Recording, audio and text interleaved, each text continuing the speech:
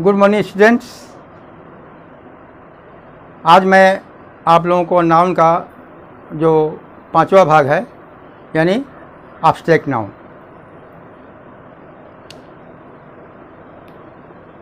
Abstract noun मैं आज पढ़ाने जा रहा हूँ।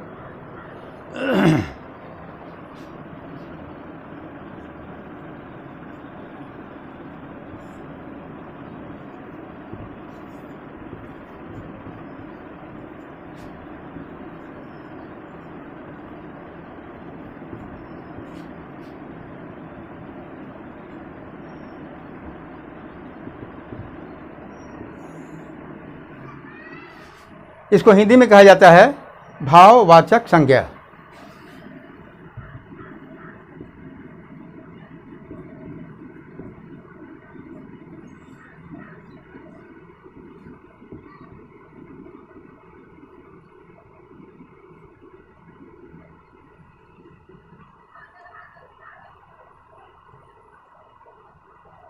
भाववाचक संज्ञा, इससे क्या पता चलता है? भाववाचक संज्ञा से मन के विचार, गुण, अवस्था का ज्ञान होता है। एब्स्ट्रैक्ट नाउन एक ऐसा नाउन है जिसे हम लोग केवल फील कर सकते हैं, अनुभव कर सकते हैं, लेकिन इसको हम छू नहीं सकते या पकड़ नहीं सकते। डिफिनेशन में लीजिए,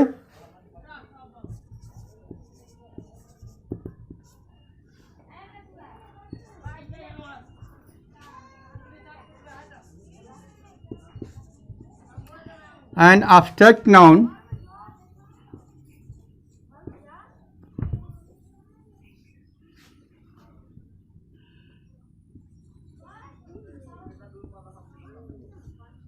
cannot be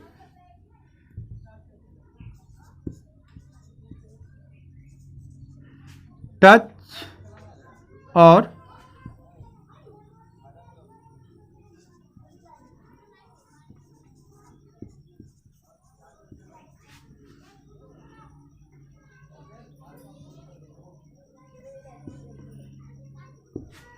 it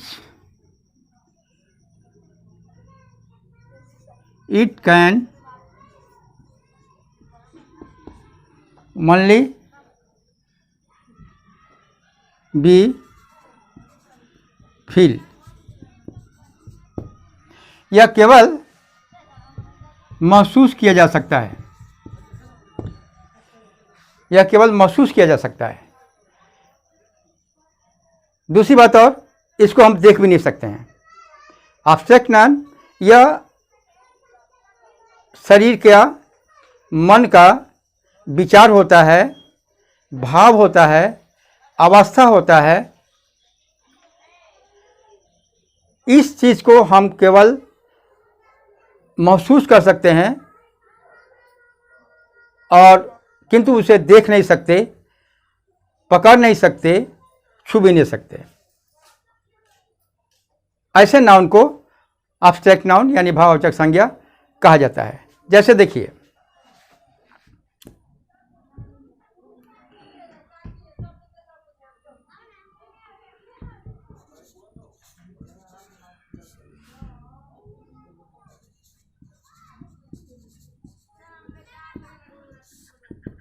कुछ उदाहरण हम देते हैं।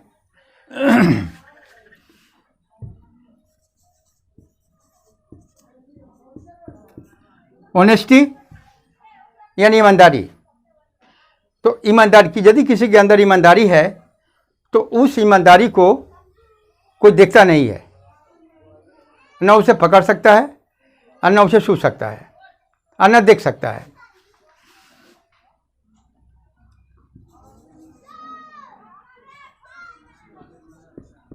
ब्यूटी है सुंदरता।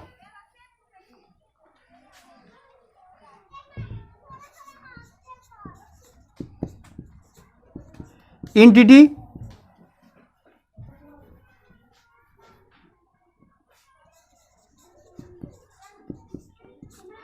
इनमिटी है यानी शत्रुता। यदि किसी के मन में किसी के प्रति कोई शत्रुता है, दुश्मनी है, तो केवल वो महसूस ही किया जा सकता है, देखा नहीं जा सकता, अन्य न पकड़ा जा सकता है। हार्डनेस, हार्डनेस यानी कठोरता। कठोरता भी एक एब्स्ट्रैक्ट नाउन है। यह केवल अनुभव किया जा सकता है, इसे न पकड़ा जा सकता है न देखा जा सकता है। वीकनेस देखिए, वीकनेस कमजोरी, कमजोरी भी एक एब्स्ट्रैक्ट नाउन है। इसे केवल फील किया जा सकता है, देखा नहीं जा सकता, न पकड़ा जा सकता है।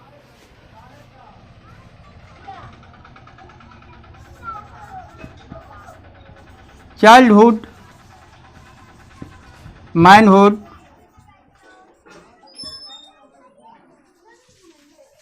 Childhood, manhood. चाइल्डहुड यानी बचपन, मैनहुड यानी मानवता। तो मानवता या बचपन, इसको हम या आप या कोई देख नहीं सकता है, केवल आदमी महसूस कर सकता है, इसको फील किया जा सकता है। गुडनेस,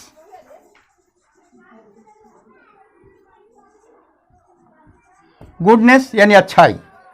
किसी के अंदर अच्छाई है तो उस अच्छाई को भी हम न देख सकते हैं और न उसे पकड़ सकते हैं। ठीक है।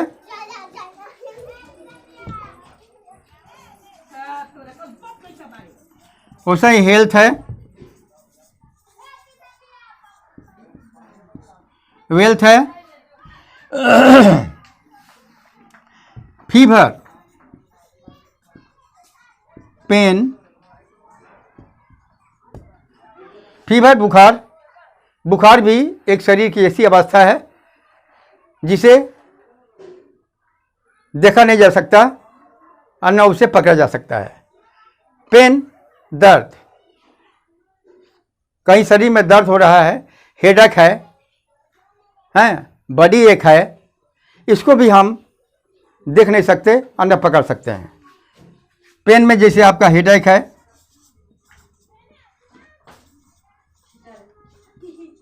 बॉडी एक है,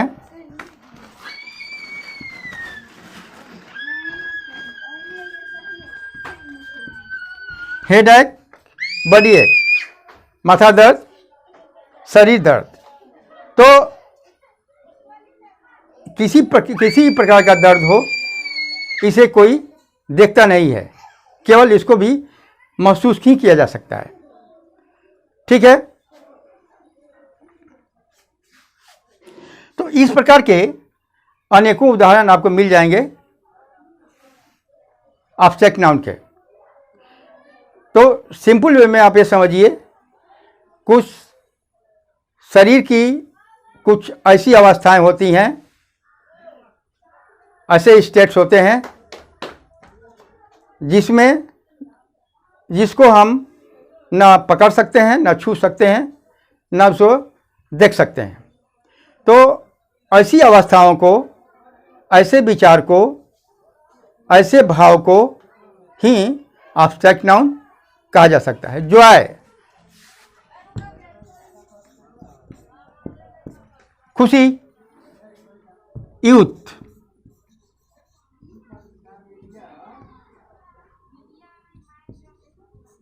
यूथ यानी जवानी। तो ये सब शरीर की ऐसी अवस्थाएं हैं जिसको देखा नहीं जा सकता है, न पकड़ा जा सकता है, बल्कि इसको केवल महसूस किया जा सकता है। अब यहाँ पर नाउन का जो 5 माने प्रकार के जो नाउन होते हैं, तो नाउन का क्लास आज यहाँ पर समाप्त हो रहा है। अब अगले क्लास में मैं, देखिए एक कहावत है कि नंबर, जेंडर, पर्सन, केस, ये सब बसे नाउन के देश। ये पुरानी कहावत है, अभी आधुनिक युग में इसकी कहीं चर्चा नहीं है। लेकिन जब हम लोग पढ़ते थे, हम लोग के ज़माने में हम लोग गुरुजी बताते थे कि यदि नाउन यदि पढ़ो तो नाउन के बाद में नंबर, जेंडर और केस ये पढ़ना अनिवार्य हो जाता है। तो मैं भी पुराने जो ट्रेडिशनल जो ग्रामर हैं मैं उसी के अनुसार चल रहा हूँ। मैं वो माने छलांग लगाकर चलना मेरी आदत नहीं है। मैं चाहता हूँ कि स्लो एंड स्टडी धीरे और स्थिर भाव से मैं चलने का आदी हूँ और उसी मेथड पर मैं काम कर रहा हूँ।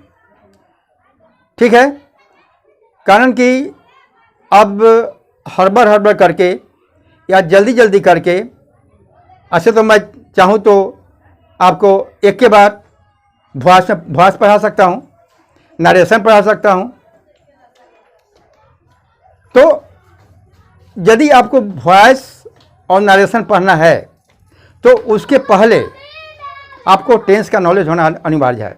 कारण कि बिना टेंस की जानकारी के न तो आप वॉइस माने चेंज कर सकते हैं और ना आप नरेशन चेंज कर सकते हैं।